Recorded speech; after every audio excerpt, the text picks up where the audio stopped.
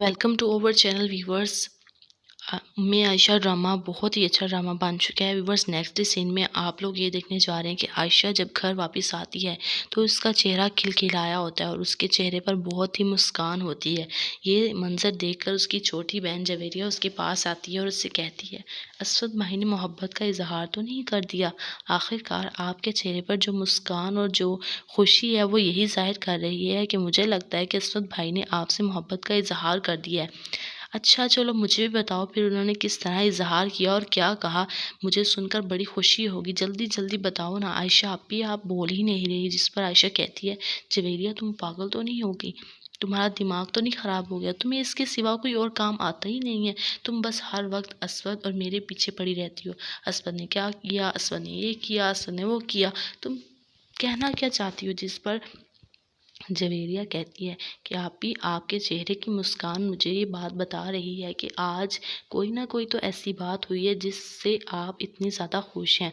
जिस पर आयशा कहती है कि तुम्हें नहीं पता, आज असवद मुझे यहाँ छोड़ने के लिए आया और मुझे रेस्टोरेंट में खाना खिलाया और मुझसे माफ़ी भी मांगी और उसने मुझसे ये कहा कि अगर मेरी तुम्हें कहीं भी ज़रूरत हो किसी भी मदद की तो मैं हाजिर हूँ और मुझे बिला झिझक कह सकती हो।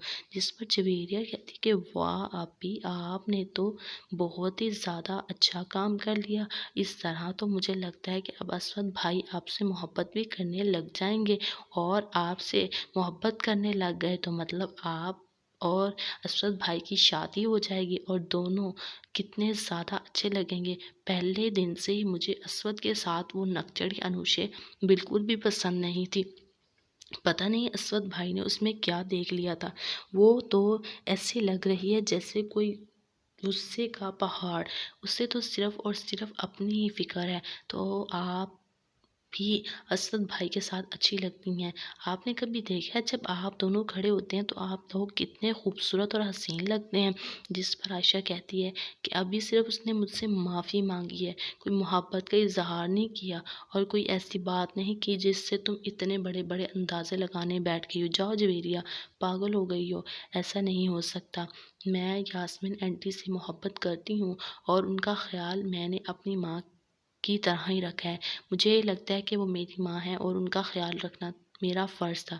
लेकिन अब मैंने किसी को दिखाने या जताने के लिए उनकी खिदमत नहीं की। इसलिए तुम भी ये बात समझ लो कि ये बातें फ़ज़ूल हैं और अब मैं असवद के बारे में ऐसी कोई बात नहीं सोचूंगी और ना ही करूँगी जिससे मुझे बाद में कोई तकलीफ़ उठानी पड़े। जिस पर जवेरिया कहती है कि अब तो अभी आपको तकलीफ़ नहीं होगी, बल्कि अब तो आपको खुशी हासिल होने वाली है। मुझे ऐसा लगता है कि अब आपकी दुआएं पूरी होने वाली हैं। अल्लाह आपकी दुआओं को सुनने वाला है क्योंकि अब आपकी शादी जल्द से जल्द अस भाई से होगी और असवद भाई से जब आपकी शादी होगी तो वो अनुशे तो जलकर राख हो जाएगी। जिस पर आयशा कहती है कि फिर वही बात जवेरिया, मैं किसी को नीचा नहीं दिखाना चाहती। अगर मेरे रब ने मेरी ज़ात के लिए कुछ लिखा है या कुछ बेहतर सोचा है तो मेरे साथ बेहतर ही होगा, लेकिन मैं किसी को नीचा दिखाकर कोई भी तरक्की हासिल नहीं करना चाहती। इसलिए तुम भी ये बात समझ लो।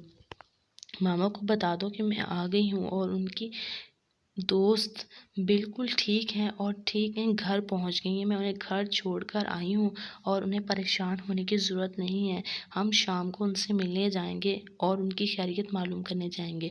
इस पर फिर जवेरिया कहती है, हाँ जी अब तो जाना बनता है क्योंकि अब तो आपकी असवद भाई से सुलह भी हो गई है। अब तो वो आपसे बातचीत भी कर लिया करेंगे। फिर आपको इतना परेशान होने की ज़रूरत नहीं है। चलो मुझे भी साथ ले जाइएगा। शायद असवद भाई अपनी छोटी बहन यानी अपने होने वाली साली को देखकर भी थोड़ी सी खुशी का इजहार करें। तो जवेरिया को आयशा धक्का देती और कहती है, जाओ यहाँ से। तो क्या होगा नेक्स्ट एपिसोड।